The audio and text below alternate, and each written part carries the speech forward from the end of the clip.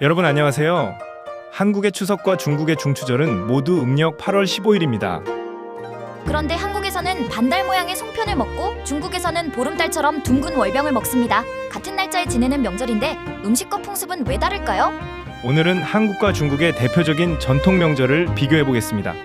먼저 날짜를 중국어로 배워볼까요? 음력은 중국어로 농리라고 합니다. 음력 날짜의 1일부터 10일까지는 숫자 앞에 추를 붙여 표현하는 경우가 많습니다. 예를 들어 음력 1월 1일은 농리正月 初一라고 하는데正月는 음력 1월을 뜻하고 초이는 음력 초하루를 뜻합니다. 음력 1월 1일은 한국의 설날이자 중국의 춘절입니다.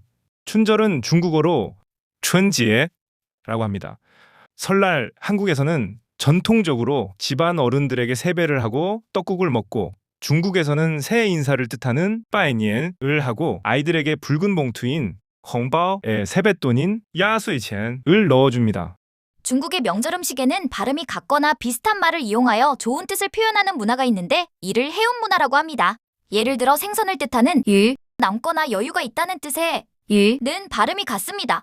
그래서 춘절에 생선을 먹으며 년년 여유라고 말합니다. 이는 해마다 풍족하고 여유롭기를 바란다는 뜻입니다. 중국식 떡인 옌가오에도 해운 문화가 담겨 있습니다. 옌가오는 해마다 높아진다는 뜻의 옌가오와 발음이 같습니다. 그래서 년년가오라고 하며 학업이나 생활이 해마다 발전하기를 기원합니다.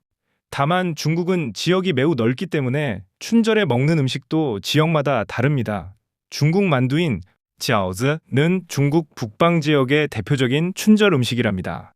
다음은 음력 1월 15일입니다. 중국어로는 농리正月 15라고 합니다. 한국에서는 정월 대보름, 중국에서는 원소절을 지내는 날입니다. 원소절은 중국어로元宵节라고 합니다. 음력 1월 15일은 새해 들어 처음으로 보름달이 뜨는 날입니다. 한국에서는 오곡밥과 묵은 나물을 먹고 견과류인 부럼을 깨물며 건강을 기원합니다. 또한 달맞이와 달집 태우기를 하며 풍년과 마을의 평안을 빌었습니다. 중국에서는 화려한 등불을 구경하고 등불에 적힌 수수께끼를 풉니다.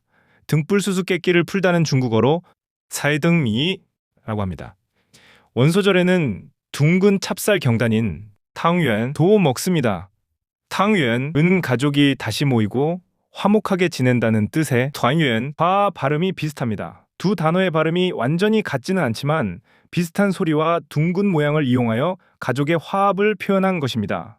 다음은 음력 5월 5일입니다. 중국어로는 농리 5월 초5라고 합니다. 한국과 중국 모두 이날 단오를 지냅니다. 단오절은 중국어로端午节라고 합니다. 한국의 단오에는 전통적으로 창포를 삶은 물에 머리를 감고 씨름과 그네뛰기를 즐겼습니다. 수레바퀴 모양의 무늬를 찍은 수리치떡을 만들어 먹기도 했습니다. 중국의 단오절에는 대나무나 갈대잎으로 찹쌀을 감싼 쯔옹즈를 먹습니다. 또한 용 모양의 배를 타고 겨루는 용선 경기를 합니다. 용선 경기를 하다는 중국어로 쌀롱조라고 합니다.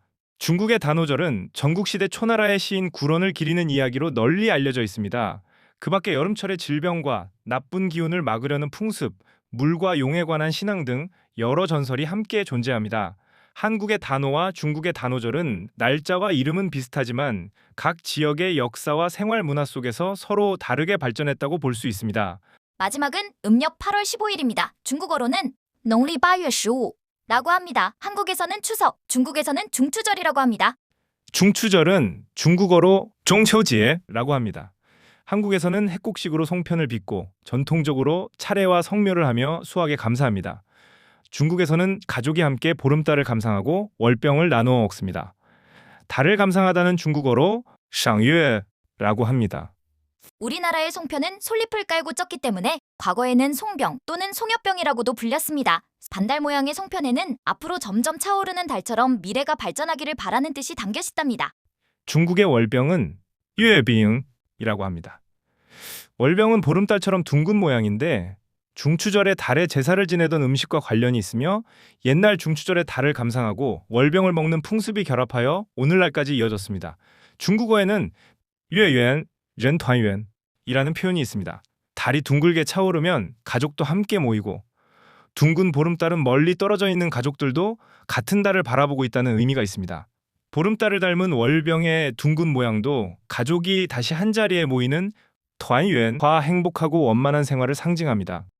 그래서 중추절에는 월병을 가족이나 친지와 여러 조각으로 나누어 먹습니다. 한국과 중국의 전통 명절은 날짜와 의미에서 닮은 점이 많습니다. 두 나라 사람들은 명절에 가족이 함께 모여 건강과 행복, 풍요로운 수확을 기원했습니다.